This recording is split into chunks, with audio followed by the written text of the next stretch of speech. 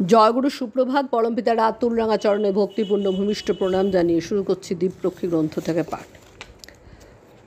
বিকালে শ্রী ঠাকুর বড়াল বাংলোর বারান্দায় সমাসীন।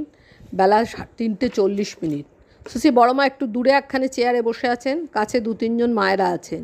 উমাপদদার মা এসে শ্রী ঠাকুর ও শ্রী বড়মাকে প্রণাম করে চলে যাচ্ছেন। শ্রী বড়মা তাকে ডাক দিয়ে বললেন, এই কোথায় যাস? উক্ত মা, কমলের জন্য একটা অ্যাজামঞ্জিট নিতে এসেছিলাম। কমল ওর ছোটো ছেলে। শ্রী বড়মা, কেন, কি হয়েছে? উক্ত মা, সকালের থেকেই পাতলা পায়খানা করছে, এখনও বন্ধ হয়নি, তাই একটা অ্যাজামঞ্জিট নিয়ে যাব। শ্রী ঠাকুর, কোন ডাক্তার দেখছে? উক্ত মা, এখনও কোনো ডাক্তার যায়নি। শ্রী ঠাকুর, পাগল নাকি তুই? সকাল থেকে পায়খানা করছে আর করছিস এখন? উক্ত মা, তাহলে কি করব বাবা? শ্রী ঠাকুর, যা প্যারিকে নিয়ে যা, এত দেরি করতে হয়? এই প্যারি, যা। প্যারিদা শ্রী ঠাকুরকে একটা ওষুধ খাইয়ে উক্ত মাকে নিয়ে রওনা হলেন। তারপর শ্রী ঠাকুর একটা লেখা দিয়ে অশ্বত্থতলায় এসে বসলেন একখানা চেয়ারে। 4টে বেজে গেছে, অনেকে এসে বসেছেন।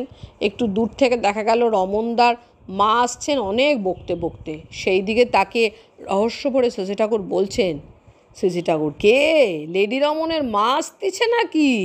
তারপর মৃদু হেসে আবার বলছেন শ্রী ঠাকুর, দেশে আলো ভগবান, মানুষ গরু সাবধান। ইতিমধ্যে লালদা এসে সমস্তিপুর যাওয়ার অনুমতি চাইলেন শ্রী ঠাকুরের কাছে।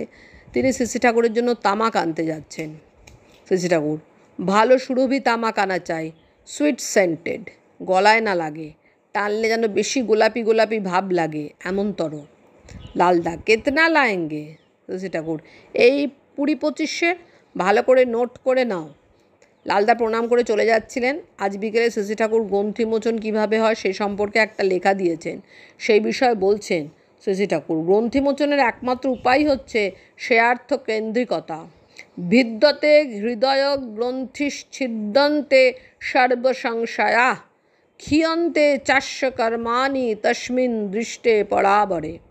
হরিনন্দনে যেমন আছে, কোনো লোক না থাকলেও সে তার ওই যাজন চৌকিতে একা একা চুপ করে বসে থাকে, একেবারে যাজ্ঞবল্কের মতন। ও যেন ওখানে অ্যাট হোম ফিল করে। আমি ওখানে বসতে বলেছি, সেটাও ঠিক রেখে চলেছে। আবার বইকেও কয় গ্রন্থ, আবার মানে যেখানে ভাবধারাগুলি গ্রথিত হয়ে আছে।